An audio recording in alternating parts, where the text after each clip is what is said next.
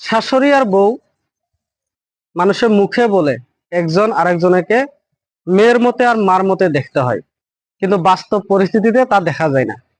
শাশুড়ির বাবা মার যদি বেমার হয়, বউও বলে মা যান নানাকে দেখে আসেন।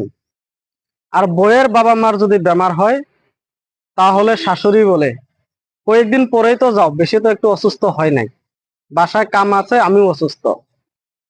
এমন করে কিছু কিছু শাশুড়ি আছে যে প্রতিনিয়ত নিজের পোলার বউকে নির্যাতন করে যাচ্ছে। আরো এমন কিছু বউ আছে নিজের শ্বশুর শাশুড়িকে নির্যাতন করে যাচ্ছে। তাই সবাইকে অনুরোধ করে বলবো যে আপনি নিজের বাবা মাকে ছাড়ে নিজের শ্বশুর শাশুড়ির কাছে আসেছেন, ইনাদেরকে বাবা মা বলে ভাবে নেন। আর শ্বশুর শাশুড়ি যিনারা, ওনাদেরকে বলেছি আপনাদের মেয়ে যেমন তেমন করে নিজের ছেলে বউকেও ভাবে নেন, তাহলেই সংসারটা সুন্দর হবে।